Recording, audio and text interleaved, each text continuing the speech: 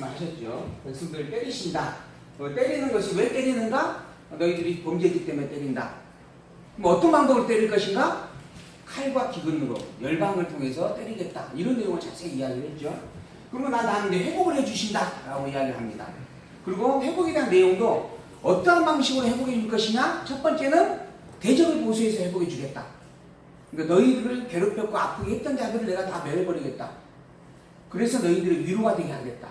그리고 두 번째로는 측량을 통해서 봐라, 성전 이렇게 내가 측량하지 않느냐, 예루살렘 땅 이렇게 측량하지 않느냐, 이 모든 것이 그대로 이루어질 것이다 라고 하는, 이 모두 이렇게 측량하는 것처럼 내가 반드시 이루어주겠다라고 하는 그러한 말씀으로 설명을 해나가는 내용들이죠.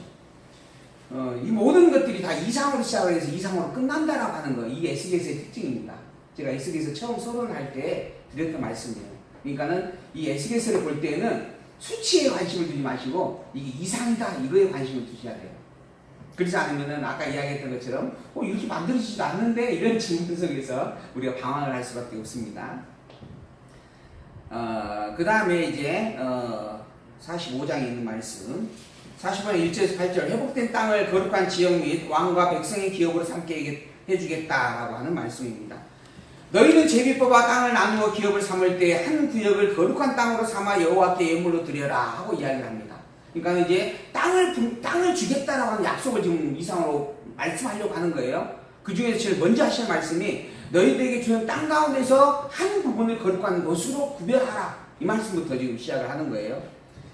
왜 그러는가? 그곳에 성전을 짓게 하려고 하는 것이다 하는 말씀이에요. 그래서 그곳에서 제사를 드리게 하겠다, 나를 향하여 제사를 드리게 하겠다라고 이야기를 하는 내용들입니다. 그리고 난 다음에 왕과 백성들 하여금 정월초와 유월절 절기를 지키게 하겠다, 또 월삭과 안식일 정한 절기를 지키게 하고 매일 아침에 제사를 드리게 하겠다, 이러한 그 제사를 드릴 거룩한 땅을 구별하도록 섭리하는 내용이 45장 본문에 있는 내용입니다. 46장까지 함께 기록이 되어져 있죠. 그리고 이어서 이제 47장부터는 그러한 거룩한 땅과 포함되어져서 이스라엘 백성들의 줄 기업을 구체적으로 이제 나열을 해가게 되어집니다. 성전 동문 지방에서부터 흐르는 강이 있는데 그 강으로 말미암아 분배될 땅들이 부귀영화를 회복을 하게 될 것이다. 부귀영화를 얻게 될 것이다 라고 이야기를 하면서 구체적으로 이제 어디가 버렸어? 48장까지 구체적으로 이제 6지파에 대한 지역의 경계, 4지파에 대한 지역의 경계, 나머지 5지파에 대한 분배될 기업의 경계들, 이러한 경계들을 하나하나 설명을 해주는 그러한 내용들이 담겨 있습니다. 땅을 나눠주겠다라고 하는 그러한 내용의 말씀들입니다. 제가 기록을 해서 읽어드리고 싶은 말씀이 48장에서부터 한번 살펴보도록 하겠습니다. 48장. 47장 1절을 한번 봅니다. 47장의 1절. 그가 나를 데리고 전 문에 이르니 전에 전면이 동을 향하였는데 그 문지방 밑에서 물이 나와서 동으로 흐르다가 전 우편 차단 남편으로 흘러내리더라. 이게 이제 에스겔이 지금 환상으로 보고 있는 내용입니다. 하나님께서 성전을 지었어요. 그리고 성전이 지어질 거룩한 땅을 구별하라고 말씀하셨어요. 그리고 난 다음에 보여주시는 말씀이 그 성전에서부터 강 줄기가 시작이 되어진다라고 하는 이상을 보여준 겁니다.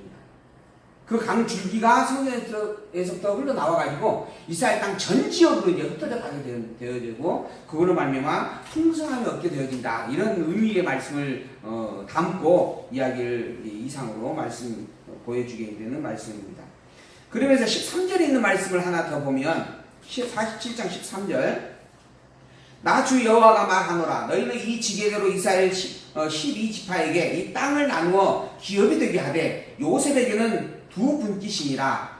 내가 옛적에 맹세하여 이 땅으로 너희 10주에게 주마하였었나니 너희는 피차 없이 나누어 기업을 삼으라. 이 땅이 너희의 기업이 되리라. 오늘 제가 요절로 여러분에게 기록해 드렸던 내용의 말씀이죠. 여호와 하나님께서 이 12지파에게 다 기업을 나누어 주겠다라고 하는 말씀이죠. 그러면서 그 말씀, 그렇게 기업을 나누어주는 근거가 뭔가? 바로 옛적에 맹세하여 준 언약이 있기 때문이다 라고 이야기하는 내용입니다. 내가 옛적의 맹세하여 이 땅으로 너희 열적에 중화했었다라고 하는 거예요. 그래서 내가 이 땅을 다시 분배하여 너희들에게 기업이 되게 하겠다라고 말씀을 하고 있는 것이죠. 우리는 선을 행하면 복받고 악을 행하면 벌을 받는다라고 하는 사고에 찌들려 있습니다. 이게 우리가 살아가는 세상 속에서 가장 기본적으로 훈계가 되어지는 교육적 섭리죠. 그러다 보니까 어렸을 때부터 그게 세뇌가 되어집니다. 우리가 착한 일을 하면 그죠? 복을 받고 우리가 나쁜 일을 하면 천벌을 사람에게 벌을 받을 뿐 아니라 혹여 사람에게는 감춰질지 않고 천벌을 받게 된다 하는 거죠. 그래서 상선벌악이다 이렇게 이야기를 하죠. 근데 이스라엘 백성들이 바벨론 포로에서 돌아와 회복되어지고 그리고 이렇게 풍성한 기업을 다시 누리게 되어지는 것은 그들의 행위로 말미암아 된 일이 아닙니다. 그들은 그저 포로에서 포로의 삶을 살아가는 우상에게 절하라 그러면 절할 수밖에 없는 삶을 살아가는 존재들이었습니다. 우상에게 절하지 아니하고 풀무불에 던짐을 당하거나 사자굴에 던짐을 당한 자들은 사실 성경에 보면 다니엘 뿐입니다. 다니엘 이외에 다른 많은 대부분의 백성들은 다 우상에게 절하라 그러면 절하며 살아갔던 것이다 이렇게 추정을 해볼 수 있는 내용이에요. 그렇지 않으면은 다 그렇게 풀무불에 던져지고 사자굴에 던져 죽을 수밖에 없었을 거예요. 근데 그러지 않았거든요. 살아남았어요. 바꿔 말하면 타협을 했다라고 하는 것이 되어지는 거죠. 그들의 행위가 하나님에게 나 죽으면 죽으리라 하고 하나님에게 그냥 나의 생명을 다 맡기고 돌아섰는가? 그래서 회복이 된 것인가? 그게 아니다라고 하는 겁니다. 그러면 그들이 왜 회복되어졌는가? 여호와 하나님께서 이미 옛적에 그들의 열조에게 약속해 주었기 때문이다라고 하는 거예요. 굉장히 중요한 말입니다. 그 열조에게 언제 약속해 줬는가? 돌아서 우리가 살펴볼까요? 그 약속에 대한 내용들을 언제 어떠한 내용으로 약속을 하셨는가? 하나님께서는 이 세상을 창조하셨습니다. 창조의 처음 그곳에서 만들어진 존재가 인간 아담이죠. 아담이 만들어집니다. 하나님께서 세상을 창조하셨어요. 영원하신 하나님이 세상을 창조하게 되어졌습니다. 창조하고 아담을 두셨어요. 이 땅이 흙으로 빚고 하나님의 생명의 기운으로 산 자가 되게 하셨습니다. 그리고 난 다음에 이 아담에게 3대 언약을 세워줬죠. 3대 언약을 세워하게 되어집니다. 생육하라, 땅을 다스리고 정복하라 라고 말씀을 하셨죠. 그리고 난 다음에 이 아담이 타락을 했습니다. 타락한 이후 하나님께서 진노하시죠. 그 진노의 결과로 노아의 홍수 사건이 있게 되어집니다. 노아의 홍수 사건으로 말미암아 모든 인류가 다 죽임을 당하였습니다. 그런데 하나님께서 그곳에서 노아는 남겨두셨어요. 노아와 8식구를 남겨놓으셨어요. 왜 남겨두셨는가? 아담에게 준 이 3대 언약을 파기할 수 없었기 때문에 남겨주었다라고 이야기를 합니다. 그리고 노아에게 그 언약을 확인해 줍니다. 내가 아담에게 이런 언약을 세웠었다. 이 언약은 너희들의 타락 이전에 너희들의 행위와 아무 상관없이 내가 창세된 영혼 안에서 정한 뜻을 따라 선포한 언약이다. 바로 이 언약은 그 어떠한 이유로도 파괴되지 않는다. 그걸 내가 너희에게 다시 한번 확인해 주겠다고 제가 확인을 해줍니다. 그래서 노아에게도 똑같은 약속을 합니다. 자손과 땅과 통치에 대한 약속을 해주게 되어져요. 이게 3대 언약 그렇게 이야기를 하는 겁니다. 그리고 난 다음에 한 가지 언약을 더 해줬어요. 그 한 가지 언약이 뭐죠? 노아에게 준 한 가지 추가된 언약이 있었어요. 뭘까요? 다시는 물로 심판하지 않는다. 그 증표로 무지개 준다. 그래서 이걸 우리는 무지개 언약 이렇게 이제 이야기하는 거예요. 무지개 언약을 준 겁니다. 다시는 물로 홍수로 심판하지 않는다 하는 거예요. 그러나 홍수로 심판되지 않을지라도 이 백성들은 이미 타락된 자입니다. 그래서 하는 행위가 다 뭐예요? 다 악한 죄입니다. 그러나 이미 하나님께서 언약을 세웠어요. 무슨 언약? 무지개 언약을. 그래서 물로 다시 멸하지 않고 그냥 보존해 가는 거예요. 근데 보존에 가는데 그 속에서 하나님께서 노아의 아들 가운데 3명의 후손을 따라서 아브라함을 하나 불렀죠. 아브라함을 불러냅니다. 그리고 이 아브라함을 통하여서 이 노아를 통하여서 선포한 언약을 축소해서 민족적 언약으로 이야기를 해주게 되어집니다. 그래서 이제 이스라엘 민족 이때 이 민족적 언약이라 해서 선민이다라고 하는 이제 이 칭호가 나와지는 거예요. 선민 언약을 세워주는 거예요. 이 선민 언약은 사실은 모든 인류에게 주었던 언약들을 확증적으로 드러내는 아주 핵심적 내용들이죠. 하나님께서 창세년 영혼 안에서 선택과 유기가 있다라고 하는 것을 말씀하시죠. 선택과 유기. 그 선택된 자들에 대한 증거의 내용을 이 선민을 성으로 말미암아 확정을 해주는 겁니다. 그게 아브라함의 언약입니다. 그 언약의 내용이 뭔가? 똑같은 자손과 땅과 통치 언약입니다. 근데 이게 구체화되어야 돼요. 하나는 너로 말미암아 민족을 삼겠다라고 하는 아브라함의 혈통이라는 언약이 자손 언약에 포함이 되어지고 땅 언약이라는 부분들도 구체화되어져서 가나안 땅이라고 언급이 되어집니다. 이 가나안 땅 이외에 다른 것들은 다 열방이 주어지는 것들이고 오직 가나안 땅, 이 땅이 젖과 꿀이 흐르는 약속의 땅이다. 아주 명시적으로 구체화되어지는 거지. 그리고 이 통치라고 하는 언약도 유다 지파를 통해서 이루겠다라고 하는 분명한 증거의 내용을 다윗을 통해서 확인해 주게 되어지죠. 그래서 다윗 이전에 사울이 왕으로 먼저 소음을 받습니다. 근데 사울을 하나님께서 폐해버려요. 기름을 부어서 왕이 되게 했는데 그 사울을 하나님께서 왕좌에서 폐해버리고 그 자리에 다윗을 왕으로 세웁니다. 그러면서 뭘 하냐면 내게 가장 흡족한 자다 이렇게 이야기하죠. 내가 이미 정하였고 내 뜻에 합당한 자로 정하였고 그 합당함을 따라 세운 자다 라고 이야기를 하는 거예요. 바꿔 말하면 사울은 당신의 뜻에 합당한 자가 아니었다는 이야기가 되는 거예요. 문제는 그럼 왜 사울에게 기름을 부어서 왕이 되게 하셨는가? 근데 여기 문제예요. 하나의 숙제입니다. 이게 왜 그러면 하나님께서 기름을 붓는다라고 하는 것은 그 모든 사람들 가운데서 특별히 구별했다라는 의미를 부여하는 거거든요. 그래서 왕과 선지자와 제사장에게만 기름을 부어줬어요. 근데 사울은 기름을 부음 받았어요. 그래서 기름 부음 받았기 때문에 사울은 왕이 되어졌던 건데 하나님께서 기름을 부어놓고 왕 아니다라고 말씀하는 거예요. 이것은 하나님이 거짓말했거나 사기꾼이거나 아니면 하나님께서 다른 의도를 드러내기 위해서 행하신 일이거나 그럴 거예요.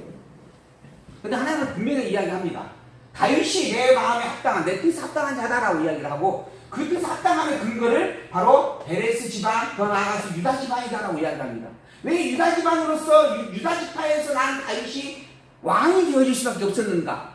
하나님께서 이미 아브라함으로 말미암아 약속을 하시고 그 뒤에 아브라함의 12 아들들을 통하여 약속을 다시 세우실 때 유다 지파에게 약속을 했거든요. 왕의 오리 너에게서 떠나지 아니한다. 너를 통해서 왕의 지파가 되어질 것이고 왕의 지파를 삼을 것이고 그 왕의 오리 너에게서 떠나지 않는다. 유다 지파에서 왕이 난당이 아닙니다. 사울은 누구 지파예요? 베냐민 지파예요. 그래서 아니었다라고 하는 거예요. 그런데 왜 그럼 기름을 부어서 왕으로 세웠습니까? 라고 이제 물어요. 물어야 당연하지 않겠어요? 제가 그 자리에 저도 물었을 거예요. 왜 그러면 기름 부어서 왕으로 세웠습니까? 그랬더니 뭐라 해요? 내가 세우고자 한 게 아니고 너희들이 원해서 세워준 거다 그러잖아요.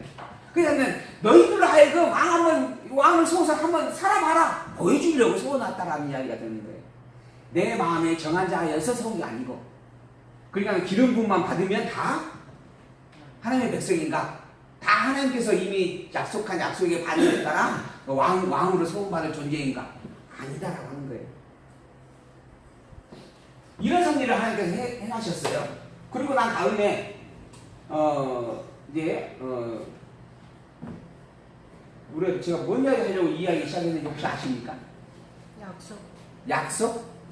아니야 지금 뭐 하다가 지금 갑자기 중간에서 끊겼어 지금. 지금 아브라함이 지금 약속을 세웠고 약속한 대로 지금 다윗으로 지금 이제 다윗 왕국을 세워 주셨고 그리고 솔로몬 성전을 세워 주셨고 그리고 무너졌고 다시 회복되어져가는 과정 그리고 예수님이 오셨다.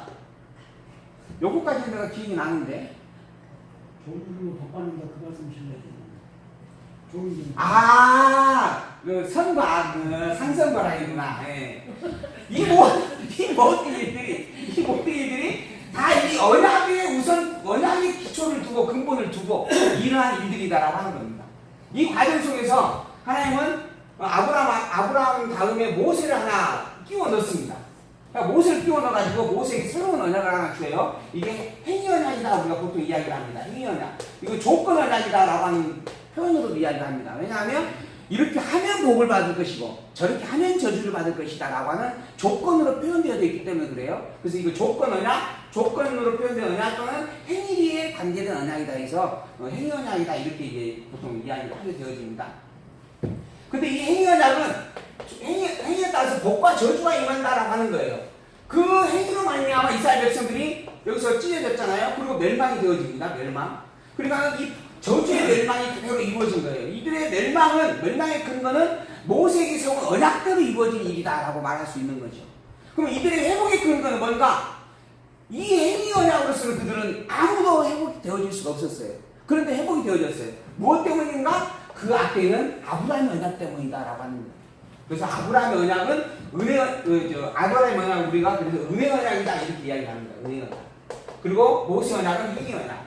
이스라엘 백성들의 멸망과 패망은 행위 언약이 따른 결과이고 그들의 회복과 구원은 은혜 언약이 따른 결과이고 그래서 패망에 대한 역사 섭리의 근거는 모세 언약에 있고 회복에 대한 역사 섭리의 근거는 은혜 언약에 있다. 그리고 이 모든 것들이 실제로 뭐죠? 행위 언약을 포함한 은혜 언약 안에서 일어나는 일이다. 행위 언약 때문에 이렇게 회복되어지는 부분의 섭리가 아니고 행위 언약 안에서 은혜 언약 안에서 행위를 통하여 멸망받을 수밖에 없다라고 하는 것을 확증해 주었고 그리고 은혜 언약으로 말미암아 회복되어지는 것을 백성들하고 깨달아 알게 하는 것이다. 그래서 모세 율법의 결론은 죄라고 하는 것이 무엇인가라고 하는 것을 깨달아 알게 하는 것이고 하나님의 은혜가 무엇인가라고 하는 것을 깨달아 알게 하는 것이다.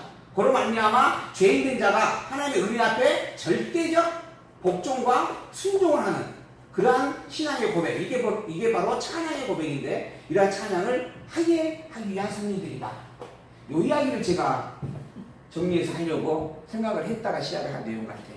바벨론에서 아까 다니엘이나 순교했던 사람들을 말고 다른 사람들은 어쨌든 바벨론 사람들하고 이렇게 바벨론이 원하는 대로 명령한 대로 순종할 수밖에 없었다. 네, 순종해서 살았기 때문에 그 사람이 어떻게 보면 살아서 온 거잖아요. 네. 이제 살아있는 부분. 네, 살아서 온 거죠. 이 사람들이 어떻게 보면은 실은 우리가 그렇게 다 범죄하고 이 사람들 마찬가지잖아요. 범죄하고 다 했어도 너희들을 다시 회복시켜 줬다. 지금 그 이야기를 하고 있는 거잖아요. 근데 그 이야기가 두 가지 같아요. 하나는 지금 집사님께서 이야기하신 내용들을 하면 반대쪽으로 생각을 하면 그대로 백성들은 결국 우상에 절한 거거든요. 근데 절한 그걸로 말미암아 살아난 거예요. 그죠? 그럼 우상에 절을 해도 사는 것이 되죠. 네, 그러니까. 근데 그렇게 문제가 이제 하나가 발생할 수가 있어요. 근데 우상에 절을 해도 절을 했기 때문에 살아난 것인가? 아니, 그럴 수는 없잖아요. 그러니까 우리가 실은 아니요 남유다도 망할 때 실은 어떻게 보면 북이스라엘보다도 더한 죄를 범했는데도 불구하고 너희들이 어쨌든간 내가 택자다 이런 식으로 좀 가시는 거잖아요. 그렇죠. 그러니까는 지금 이스라엘 백성들로 하여금 바벨론 포로로 끌려갈 때에도 이스라엘 백성들이 우리 바벨론 안 가겠다 하고 애굽으로 도망을 갔어. 도망간 백성들 다 죽고 오히려 바벨론 포로로 끌려가는 그곳에 있는 자들은 살아남았어요. 그 하나님께서는 너희는 바벨론 포로로 끌려가라. 그게 살 길이다 라고 말씀도 하셨죠. 근데 그렇게 섭리하시는 부분들이 그렇게 섭리함으로 말미암아 그냥 되어진 대로 순응하여 살면 그러면 그게 사는 길인가? 그게 그냥 뭐 하나님께서 뭐 복을 주시는 하나의 방법들인가?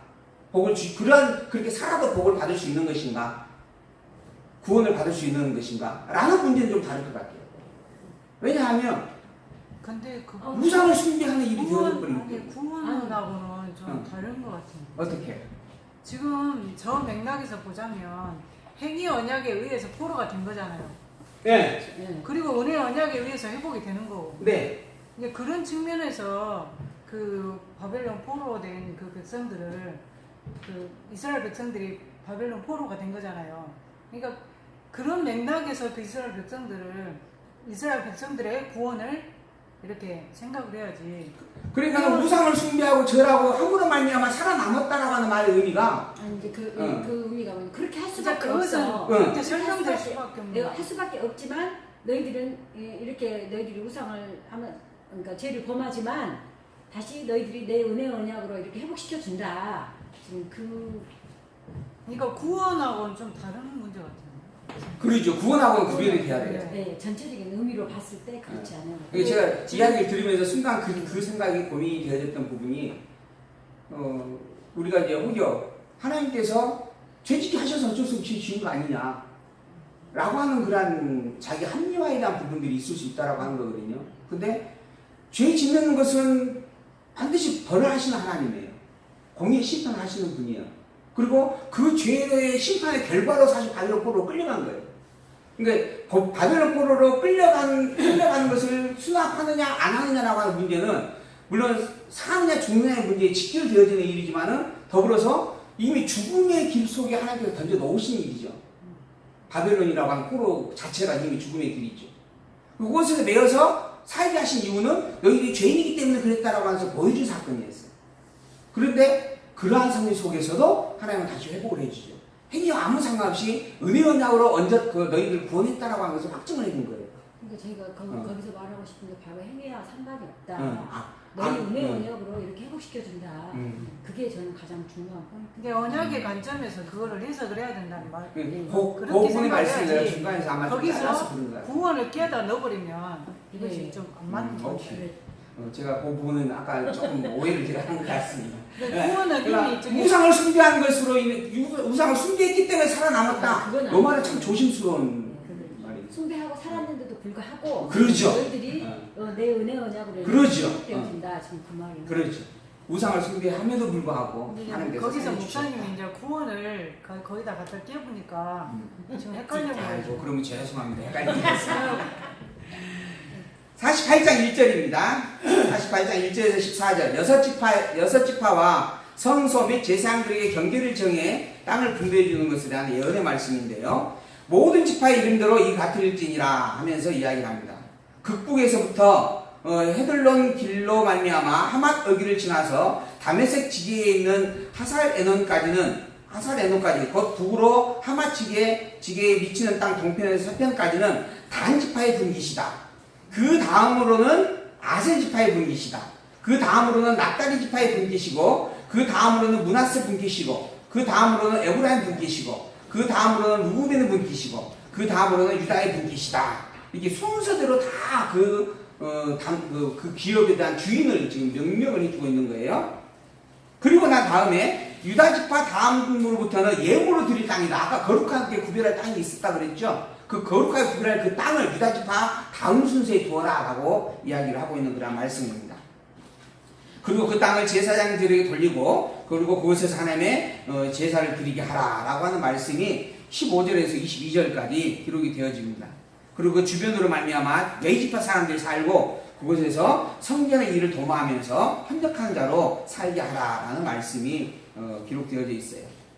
그리고 마지막에 23절에서 35절까지 그 나머지 지파들에게 분배되어진 땅을 이야기를 해주게 되어집니다. 나머지 모든 지파는 동편에서 서편까지 베냐민 지파의 분깃이고, 베냐민 지파 다음으로 동편에서 서편까지는 시므온의 분깃이고, 시므온 다음으로는 이사갈 분깃이고, 이사갈 다음으로는 스불론의 분깃이고, 스불론 다음으로는 갓의 분깃이고, 갓 지파 다음으로 남편 지게는 다말에게서부터 무리바 가데스 물에 이르고 애굽 시내를 따라 대해에 이르나니 이것은 너희가 제비 뽑아 이스라엘 지파에 나누어 주어 기업이 되게 할 땅이요 또 이것들은 그들의 분깃이니라 여호와의 말입니다. 여호와 하나님께서 여기 이스라엘 모든 지파들에게 그 순서대로 받게 되어질 땅을 명명하여서 이야기해 주고 있던 그런 내용의 말씀입니다. 이 모든 것들이 다 나 주 여호와의 말이니라 라고 선포를 하고 있죠. 그 성읍의 출구는 또한 이러하다 그러면서 성읍의 출구까지 하나하나 또 명기를 해주고 그 길이와 그 넓이까지 또 문의 숫자까지 이야기를 해주게 되어집니다. 뭐 동편에는 3개를 두고 서편 3개 두고 남편도 3개 북편도 3개씩 두는데 그 동편 3곳에는 누구누구가 있어야 된다 이런 내용들까지 아예 명명하여서 선포하는 그런 말씀입니다. 그리고 마지막 48장 35절 그 사면의 도합이 18,000척이라 그날부로는 그 성읍의 이름을 여호와 삼마라 하리라 하면서 에스겔서가 마무리가 되어져 갑니다. 이 여호와 삼마라고 하는 말은 여호와께서 거기에 계신다 이런 뜻입니다. 그게 여호와 산마다 이렇게 표현을 하고 있는 부분이에요. 이 여호와께서 거기 계신다 이 말은 예루살렘을 회복해 주시고 성전을 회복해 주신 하나님이 성전 안에 영광으로 함께 하신다 그런 말씀이에요. 그 말씀을 빗대어서 백성들이 그 성을 가리켜 여호와 산마라 칭하게 되어집니다. 그 성을 볼 때마다 그 성의 이름을 이야기할 수밖에 없죠. 야, 저 성은 여호와 산마라고 하는 성이야. 그럼 무슨 말인가? 여호와께서 거기에 계신다 라고 하는 것이죠. 여호와 하나님께서 이스라엘 백성들과 함께 할 것에 대한 증거의 말씀으로 백성들이 그곳을 여호와 산마라 칭할 것이다 라는 것까지 예언으로 선포해주고 있는 그런 말씀이라고 할 수가 있습니다. 이 여호와 산마가 에스겔서 이 본문 내용의 최종적 결론이다 이렇게 이야기할 수 있습니다. 하나님께서 흩으셨던 백성들 다 뽑아버리고 다 바벨론 포로로 보내버렸던 그 백성들 그리고 솔로몬 성전을 완전 무너뜨려 회파시켰던 그 하나님께서 이제 다시 이스라엘 백성들을 바벨론에서 돌아오게 할 것이고 그리고 그 바벨론의 성전을 회복하게 할 것이고 그 성소를 거룩한 지역으로 하여서 하나님의 영광을 가득 채워서 그들과 함께 하신다라고 하는 증거의 말씀을 마지막 한마디로 선포하고 있는 내용이 이 여호와 산마다라고 이야기할 수 있다라고 하는 것입니다. 이러한 에스겔 내용 전체를 이제 우리가 정리를 해보았고 살펴보았고 이어서 이제 우리가 다니엘서를 다음 시간부터 보게 되어질 겁니다. 저기서요. 저는 지금 이제 우리가 이 성경 말씀을 보면서 북이스라엘과 남유다로 나뉘었을 때 북이스라엘의 10지파 반이 갔고 네. 남유다의 한 지파 반이 왔잖아요. 그런데 지금 우리가 가는 선상에서 이제 이 역사적인 걸로만 봤을 때는 북이스라엘은 멸망을 시켜버리잖아요. 네. 그랬으면은 지금 남유다는 포로로 잡혀가잖아요. 네. 그럼 여기에서 생성된 지파 12지파가 우리가 이것만으로 갖고 볼 때는 12지파가 다 있는 게 아니잖아요. 어떻게 따지면. 제가 역사서 할 때 이야기 드렸을 텐데 그 부분 역사서 할 때 하나님께서 지금 여기 중간에서 조금 하십시다. 북이스라엘과 남유다로 구별이 되어졌고 북이스라엘이 721년에 완전 아수르에서 멸망을 당했어요. 아수르에서 멸망을 당했어요. 근데 멸망을 당한 것은 이 나라가 없어져 버린 거예요. 이 나라의 백성들은 다 죽이지 않는 한 없어지지가 않죠. 남은 자들이 이 나라의 백성들은 어떻게 되냐면 다 이대인이 다 바빌론 지역 그 지역으로 싹 포로로 끌려가서 딱 끝에서 살게 되어져요. 그러니까 이 백성들은 북이스라엘의 백성으로서는 이미 멸망된 백성으로서 사는 거고 단지 아브라함의 12지파 이름을 가지고 사는 거예요. 그 사는 상황에서 남쪽 유다가 그들이 흩어져 이미 포로로 잡혀 살고 있는 그곳에 함께 포로로 끌려가는 거죠.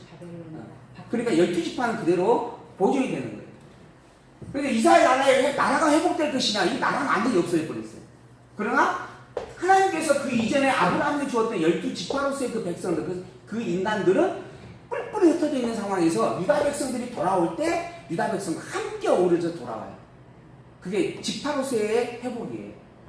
그리고 난 다음에 예수 그리스도가 오셔가지고 예수 그리스도께서 이 여호와 하나님 온전히 깨달아 알지 못하는 이 유다 백성들을 버리시고 잘라내시고 그 자리에 돌감람나무 이방인들을 접붙여 주시고 그래서 예수 그리스도 오셔서 십자가에 돌아가심으로 접붙임의 사건이 적용이 됐다는 겁니다. 그래서 이제 이방인이었던 지금 우리는 이스라엘 백성들과는 사실 아무런 혈통적으로는 관계가 없어요. 근데 그런 이방인이었던 우리가 지금 이제 하나님을 믿게 되어진 그것이 이 예수 그리스도 오셔서 유다 백성들이 자리하고 있었던 이스라엘 백성들이 자리하고 있었던 자리에 잘라내버리고 우리를 붙여줬기 때문에 우리가 지금 하나님을 믿고 지금 이 신앙생활을 하고 있는 겁니다. 이게 이방인의 구원이다라고 이야기해요. 근데 이 이방인의 구원의 시대가 끝나면 유대인의 민족적 회복이 일어난다라고 또 성경은 이야기를 합니다. 이게 이제 계시록의 이야기거든요. 유대가 다시 회복이 되어지는데 이 유대가 이스라엘 백성들이 민족적으로 회복이 돼요. 하나님께서는 여기 이 섭리라는 민족을 통해서 이제 구약을 섭리하셨어요. 그리고 난 다음에 하나 예수님이 오셔가지고는 이 민족이라고 하는 이 판을 깨버리고 전 인류를 대상으로 해서 그 중에 창세된 영을 안에서 택한 자들을 구원의 백성으로 이제 확인을 해주고 드러내고 계시는 거예요. 그러니까는 모든 열방을 향한. 근데 거기에는 사실 유다 백성들이 배제가 되어져 있어요. 그동안 유다 백성들, 이스라엘 백성들에게만 주었던 특권을 하나님께서 그들을 잘라내고 모든 열방에게 나눠주지 이렇게 선포하시고 있는 내용들인 거죠. 그런데 그 때가 정해져 있다 그래요. 그 숫자가 정해져 있고 때가 정해져 있다 그럽니다. 이것 때문에 이단들이 14만 4천이니 뭐 어쩌니 하는 이야기를 하는 겁니다. 근데 그게 성경에 없는 이야기는 아니에요. 근데 그 수가 14만 4천은 아니에요. 그냥 그 때와 수가 정해져 있다라고만 이야기를 하고 있어요. 그런데 그 때와 수가 정해져 있다라고 하는 말은 끝날 때가 있다는 이야기입니다. 이방인의 구원이 끝날 때가 있어요. 이방인의 구원이 끝나게 되면 어떻게 되는가? 그 다음 순서가 유대인의 구원입니다. 이 복음이 유럽을 거쳐서 아메리카를 거쳐서 그리고 아시아로 왔다가 이제 이 아시아로 온 복음이 이제 마지막 유대 민족에게 다시 돌아간다라는 이야기. 그게 민족적 회복입니다. 유대 민족의. 그리고 이 유대 민족의 민족적 회복이 일어나는 과정 속에서 뭔 사건이 있냐면 대환란의 사건이 있어요. 그게 7년 대환란이다라고 이제 계시록에서 이야기를 합니다. 그러니까는 사실 이 대환란은 이방인이 우리 시대에는 없는 이야기입니다. 이러한 부분들이 저희가 이제 선생님 우리가 또 배웠는데 어쨌든 민족적 대환란을 주셔. 왜 주시는가? 내가 너희에게 이방인에 대해서 어마어마한 특권을 줬잖아요. 그런데도 불구하고 너희들이 나를 망각했다라고 하는 거예요. 난 책임을 물으시는 거예요. 그래서 엄청난 고난의 환란을 또 겪게 하시는 거예요. 유대 민족들에게. 그리고 난 다음에 이제 예수님께서 천년왕국을 이제 이루어 가신다라고 하는 그런 내용들이 있습니다. 그런 내용들은 이제 조금 더 시간 갈수록 우리가 좀 더 확인하고 살펴볼 수 있으리라 생각을 하고요. 솔로몬 성전, 제가 아까 서두에서 보여드린 말씀입니다. 솔로몬 성전, 그다음에 이게 에스겔에게 보여준 성경의 모형도 이렇게 지어진 성전은 없어요. 근데 그걸 그 치수를 정리해서 만들어 보면 이런 모형으로 만들어질 수 있다라고 하는 겁니다. 그리고 이게 이제 실제로 스룹바벨에 의해서 지어진 성전. 이게 에스겔에게 보여준 성전과는 좀 다릅니다. 한약이 달라요. 근데 이렇게 스룹바벨을 통해서 성전을 지어 주신 하나님, 그리고 난 다음에 이제 이 스룹바벨 성전이 나중에 회파가 되어지고 그게 이제 헬라 제국 시대에 회파가 되어집니다. 그리고 난 다음에 로마 제국 시대에 헤롯 왕이 헤롯의 이름을 딴 성전을 짓습니다. 이게 헤롯 성전이에요. 이 성전은 좀 더 화려하고 좀 근사하게 웅장하게 지어집니다. 근데 이 성전이 또 무너지죠. 언제 무너지냐면 예수님께서 오시고 난 다음 70년, AD 70년 되어졌을 때 로마의 기토 장군에 의해서 돌 위에 돌 하나 남기지 않냐고 싹 무너져 버립니다. 예수님께서 그러죠.